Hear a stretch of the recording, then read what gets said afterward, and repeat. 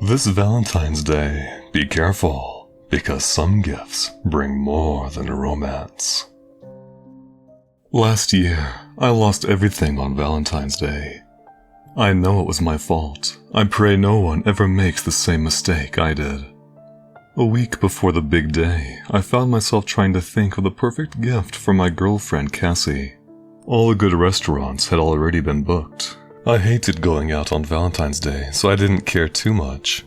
To be honest, our relationship was on a bit of a rough patch.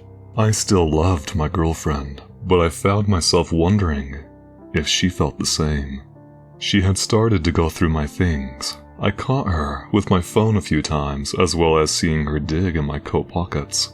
I wasn't cheating, and I didn't know why she would ever assume I would do such a thing. I've heard cheaters act paranoid, but this was Cassie we were talking about. She couldn't do such a thing. If she fell out of love with me, she was too kind-hearted to break it off.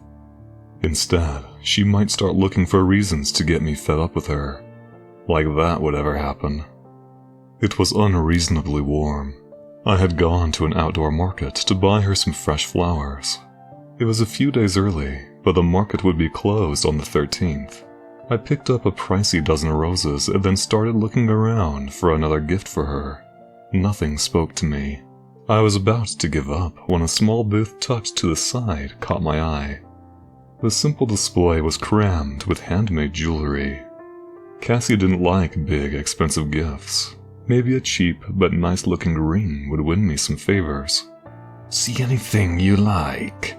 I turned to see a tall, thin man behind me. He held a brown paper bag filled with assorted fruits. He went behind the table to place the bag on the empty chair, showing he was the seller. He gave me a weird vibe. Dark bags were under his lazy eyes, and for some odd reason, he reminded me of a snake. "Just looking, thank you," I said as politely as I could. I made a show of glancing over the table. A few more seconds, then I would leave. He reached down to pick up the necklace from the pile and tossed it. I caught it on reflex. It was a simple silver-colored chain with a heart pendant. "You seem like the type to have a girlfriend you love to pieces. She might not be on the same level. Relationship is a bit rocky, and you're unsure how to save it. You might think things will work out if she loves you as much as you love her, and all that." He spoke as he picked up an apple. He polished the fruit on his shirt as I stayed silent. What kind of trick was this? Were my problems so common that any grifter could use what bothered me as a script to scam poor guys this time of the year?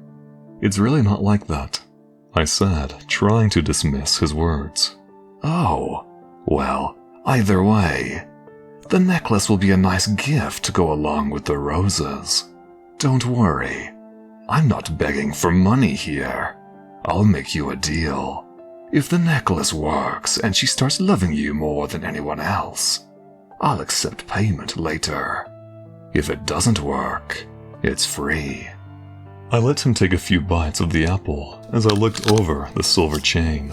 It was pretty, and the offer was oddly tempting. "So, you're saying I can just take this right now?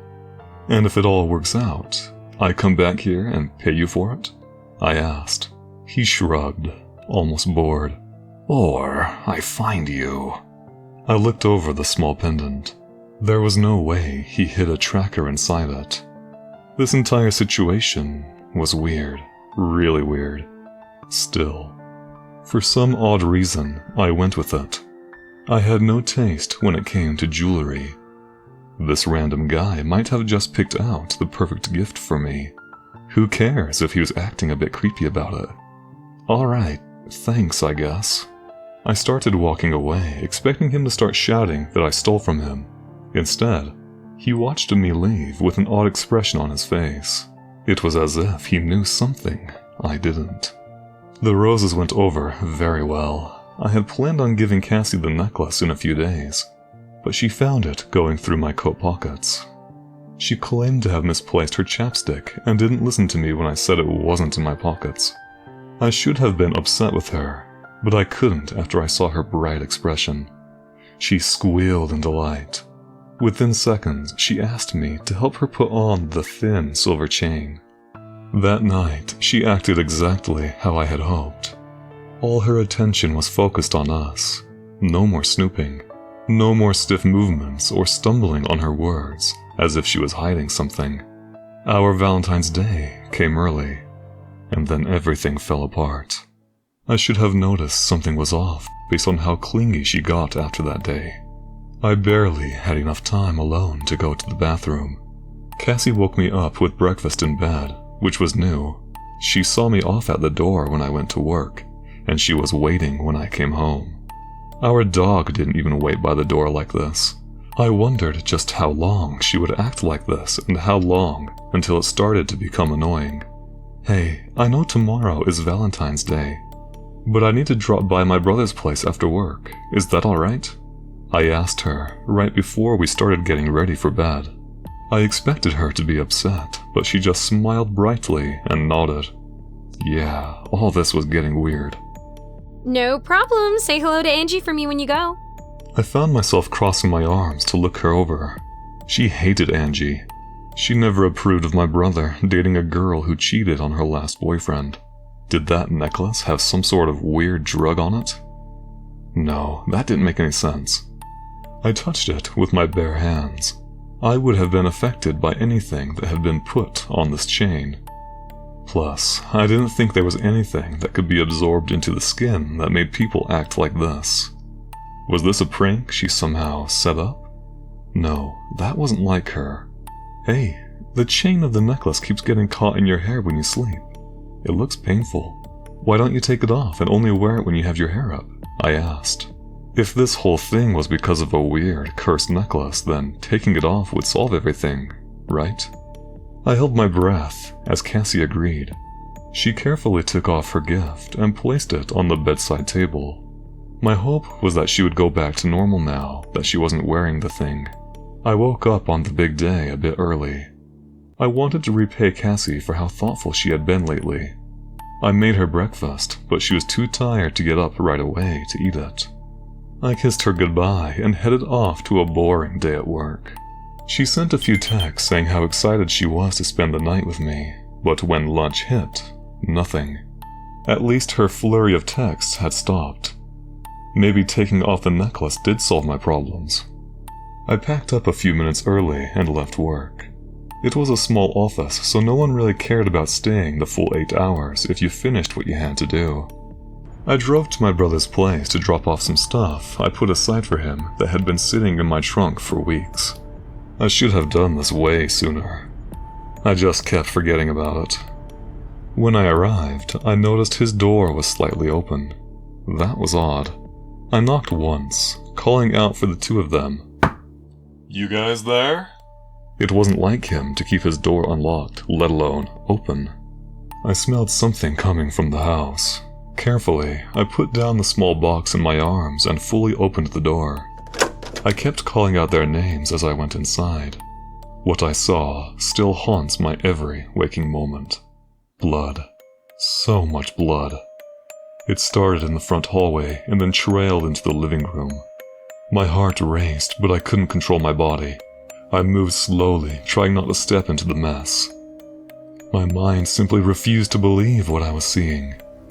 At first, I didn't recognize the body through the blood. When he coughed and let out a raspy noise, I knew it was my brother. I raced over to him to take his hand, not caring about preserving the scene. Go, Mom, Dad, he said through a ruined mouth. Then he was gone. I couldn't move. I couldn't think.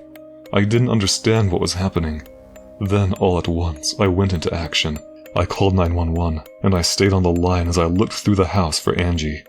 The operator told me to go outside in case the person who hurt them was still inside the house. I ignored the advice until I found out it was too late for my brother's girlfriend. I begged them to send the police over to my parents' place. My brother wouldn't have mentioned my parents if it wasn't important. Soon the scene was swarming with cops. I was taken away to be interviewed. At least they brought me a change of clothing and shoes and let me wash my hands. after the longest 3 hours of my life. An officer came into the interview room with a grim expression. "I'm sorry to tell you this, but your parents are gone. We assume it was the same person who killed your brother and his girlfriend," he said in a careful tone. I kept shaking my head. My entire body felt numb. I wanted to run away, but I knew no matter what I did, it didn't change the fact that I'd lost my entire family in a few short hours. "I need to call my girlfriend," I said in a small voice as I tried to keep my hands from shaking. "It's possible she has something to do with all this?" he asked. I knew it was a question he needed to ask, but I felt offended he would ever think such a thing. "No, she could never do something like this. She loves me. She can't even kill a spider, so please, let me call her and see if she's safe," I begged. He nodded and moved to get my phone. The door opened, and a pale-faced officer nodded to his coworker. They told me to wait outside the interview room. Something was happening. Something they didn't want me to know about just yet. I felt like I was going to pass out or puke from the stress. Without realizing it, I'd gotten up to start pacing around the room. When they came back, both officers looked as if they had seen a ghost. "Do you have any enemies?" the younger one asked. My stomach flipped. Had Cassie been hurt? I didn't have much else to lose at that point.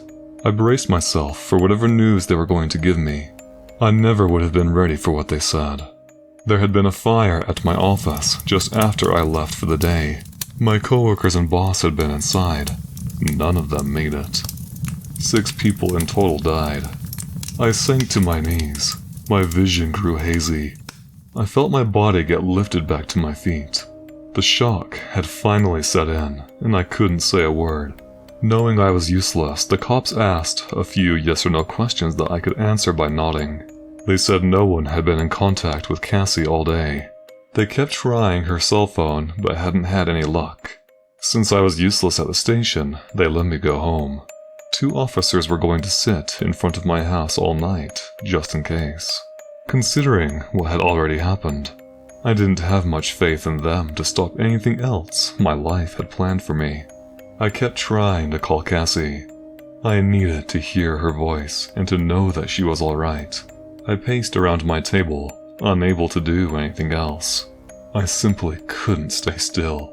Our dog Jose followed me around the house. When I found myself in the living room, I finally noticed he stopped following me. I paused long enough to listen, expecting to hear him bark. Had someone broken in? Or did he just see a stray cat outside? There was no barking, and no sounds of someone trying to force open the door. Of course, there wouldn't be. She already had a key. "Cassie?" I asked when I saw her figure in the dark hallway. I quickly turned on the light and took a step back when I fully saw her. Her clothing was soaked in blood, some dry, some fresh. Her arms had long scratches down them. Her hair was a tangled mess, but the look on her face was what sent chills down my spine. She was smiling. You're bleeding." I choked out, but didn't move closer to her. "We should ask the police by the door for some help." They're not available right now. She said in a cheery voice that made me take a step back. Jose went right up to her, tail wagging and tongue out. My heart nearly stopped when she bent down to pet his white fur, a dirty knife I hadn't noticed sooner so close to his face. "Did you?" I was unable to finish the terrible question. Yes, and don't worry. I won't hurt Jose. He's not a person after all. Nothing made sense. How had the entire world gone so wrong so fast? "I don't understand," I said. My chest hurt so much it was as if it started to cave into itself. It's easy. I love you. I love you so much. I realized that you only need me. No one else in this world. If I could, I would make it so that there are only the 2 of us on this planet. But I'm only human. Just being the last person you'll ever love has to be good enough. She straightened up, knife in hand. Jose was stressed out and he started to move around, unsure of what was happening. I should have moved. Instead, I just watched as she flung herself at me. the crazed expression on her face. I wanted to die then. With her, on Valentine's Day. The blade sunk deep, just below my collarbone. I collapsed with her on top as she withdrew the knife, only to bring it down once more. For some odd reason, it didn't hurt. It was as if I was watching the entire thing from a distance. I saw a beaten and bloody cop burst through the door. His words were drowned out by Jose's barking. He fired twice, and then all the sound around us stopped. Cassie still had that smile on her face. Not even death stopped her from loving me. If that cop hadn't shown up when he did, I wouldn't still be alive. I spent a week in the hospital, comatose from shock. My body slowly recovered as my mind started to work again. The nurses were good to me. The police never told them who I was, but the office fire and the murders were on the local news. The hospital staff were able to put the clues together. They gave me a private room, away from any reporters. My bedside table was always filled with flowers, or a fruit basket, despite the fact I no longer had any loved ones who would have sent such a thing. 2 weeks after being admitted to the hospital, I woke up with another person in my room. Not a nurse or a doctor. Someone who made my entire body turn cold, then red hot with anger. The man with the lazy eyes sat next to me, helping himself to the fruit basket. "Why?" I asked him, with my voice shaking. "Because you wanted her to love you," he answered as he chewed away on an apple without a care in the world. That wasn't love, it was madness. Isn't that what love is sometimes? A bit of madness, and each person acts differently while they're in love. How can we judge them for their feelings? I've never hated a person more in my life. I wanted to strangle him with my bare hands. "What are you even doing here?" I demanded. His dark eyes finally fell on me. I asked the question he had been waiting for. He carefully set down the half-eaten apple, his movements swift and almost inhuman. I found myself unable to move. I became frozen in the hospital bed as he slowly started to crawl next to me, his face draped in shadow, his hands becoming like claws, and his dark eyes now shining in amusement. "I've come to accept my payment," he hissed, his voice growing low and raspy. I was able to slightly shake my head. "I told you, she didn't." My words were cut off by a low laughter. "She loved you so much she couldn't bear the thought of you caring for another person." As he spoke, the room grew distorted. Soon all I could hear were his glowing eyes in the darkness. "She even sacrificed herself so you would never be blamed for the murders. Why else do you think you're still alive?" I would much rather be dead. No matter how he twisted his words, I would never accept Cassie did what she did out of love. "She won't be the last person I'll ever love. I'll move on from this," I said, but my heart wasn't in it. An explosion of laughter came. It shook me down to my bones. "No, you won't, because that will be my payment. I want to watch you squirm, to hate yourself, to be distant and to have your heart closed off for the rest of your life. Whenever you start getting close to another person, you'll think back on what you wished for. If anyone else ever loves you, they'll show it in the same little way Cassie did. I'll make certain of it." My vision started to spin. His cackling voice echoed through my brain until I couldn't think of anything else. I screamed, then threw my hands out, expecting to hit something. They met empty air. When I opened my eyes again, he was gone. A nurse came inside my room, asking if I was alright. She had heard me scream, and I weakly said I had a nightmare. Glancing over, I saw a half-eaten apple on the bedside table, proving my lie. It has been a year since that day, and I can't stop thinking about what happened. I regret meeting that monster. I regret not just talking to Cassie when I had the chance. I regret so many things. However, I'm positive that the monster was lying to me, that Cassie didn't love me like he claimed. because if she truly did, she would have killed me.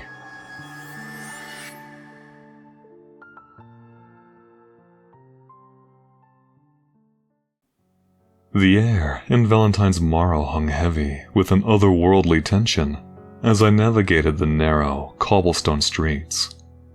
The quaint town seemed frozen in time, with vintage lampposts casting eerie shadows and the ancient buildings whispering secrets of a forgotten era. I had recently moved to this peculiar place, seeking solace in a town that promised a slower pace of life. Little did I know, Valentine's morrow held a dark secret, one that would soon unravel my world. I, Jonathan Hartman, was your average guy with an affinity for solitude. My move to Valentine's morrow was meant to be a fresh start, a quiet escape from the hustle and bustle of city life. The townsfolk, however, seemed to possess an unnatural devotion to a celebration I knew nothing about: Valentine's Day. The first sign of trouble appeared on the morning of February 14th. I awoke to find my mailbox overflowing with vibrant red envelopes adorned with heart-shaped symbols. Confused, I tossed them aside, dismissing them as an eccentric local tradition. Little did I realize the gravity of my oversight. As the day unfolded, the town began to transform. Streets once tranquil transformed into bustling lanes adorned with heart-shaped decorations. Shopkeepers displayed an array of love-themed merchandise, and the townsfolk donned attire resembling Cupid's ensemble. Ignorantly, I continued my routine, oblivious to the impending disaster. It was in the quaint coffee shop, Love Brews, that I first encountered the intensity of Valentine's morrow's obsession. The barista, a middle-aged woman with piercing blue eyes, stared at me as if I had committed a grave sin. Her words were laced with both concern and disbelief. "You're not wearing red," she pointed out, her tone accusing. I chuckled nervously, glancing at my plain blue shirt. "Is there some dress code for today?" She sighed, her eyes narrowing. "Valentine's Day isn't just a celebration here. It's a way of life. Forgetting to wear red is like turning your back on the heart of this town. You need to get changed." Confused, I left the coffee shop, vowing to pay more attention to local customs, as I desperately wanted to fit in. Little did I know, this was only the beginning. As the day progressed, I noticed a growing unease amongst the townspeople. Murmurs of disappointment and frustration filled the air. It wasn't until I overheard a hushed conversation in the town square that the gravity of my ignorance struck me. "The outsider forgot about Valentine's Day," a woman whispered, casting accusing glances in my direction. A sense of dread washed over me, realizing I had unwittingly defied a tradition that was more than just a celebration. It was the lifeblood of Valentine's morrow. The clock struck midnight, marking the end of Valentine's Day, and that's when all hell broke loose. The once charming town transformed into a nightmarish landscape. Eerie shadows danced in the moonlight, and ghostly whispers filled the air, seemingly following my every step. I stumbled upon a group of townspeople engaged in a ritualistic ceremony. Their eyes filled with an otherworldly glow. The town's mayor, draped in a crimson robe, approached me with a solemn expression. I was concerned with nowhere to go. "You have defied the heart of Valentine's morrow," he declared, his voice echoing through the night. I pleaded for forgiveness, explaining my ignorance about the town's customs. The mayor's gaze, however, remained unforgiving. "Valentine's Day is not just a celebration. It is our pact with the supernatural forces that keep this town alive. Without it, chaos ensues." As he spoke, the ground beneath us trembled, and grotesque creatures emerged from the shadows. The townsfolk, now possessed by an otherworldly force, surrounded me with malicious intent. In a desperate attempt to appease the enraged entities, the mayor proposed a solution. I had to perform a ritual to restore the balance and reaffirm my commitment to the town's traditions. With trembling hands, I followed their instructions, hoping to salvage what remained of my sanity. They put a red robe over me and started the ritual. They sang haunting songs about love and hearts bound together. It was all in an ancient language, but I somehow knew what they said. Each word filling me with dread. One of the creatures approached me, and I recoiled in horror. "Do not reject her!" cried the mare, so with all the strength I had left, I stood my ground. Before my eyes, it transformed into the most beautiful woman I had ever seen, and she placed a heart locket in my hand. Do you promise to wear this and keep our traditions alive, mortal? I promise. I stuttered, and immediately the locket burned a heart shape in my hand. Very well.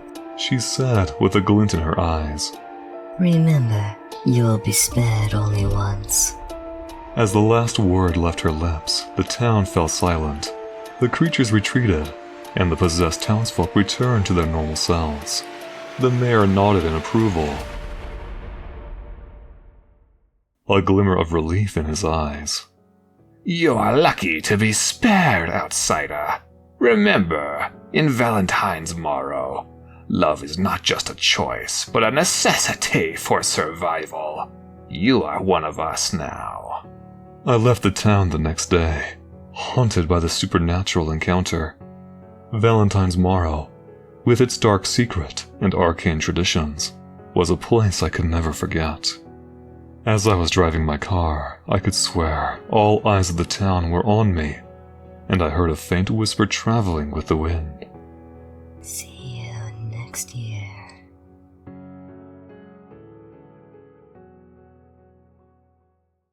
I want to thank you/the one from below and you/02321 for supplying the excellent stories that we listened to tonight. I've put links to their Reddits in the description if you want to find more of their stories. I also want to give a big thank you to Giggles, who voiced Cassie, the barista, and the old woman in these stories. I've put a link to her channel in the description. Over there you'll find some fantastic horror narrations. For those of you who do not know, the YouTube LLM has been demonetizing channels despite the fact that they are authentic. A few channels that I know who have been targeted unfairly by this are Vidith22, Midnight Creepypasta, and Creepy Oz. If you guys happen to know of any other channels, please let me know in the comments. Waning tides scuttle all ships, and it's important that we band together and support each other where we can. And lastly, Happy Valentine's Day.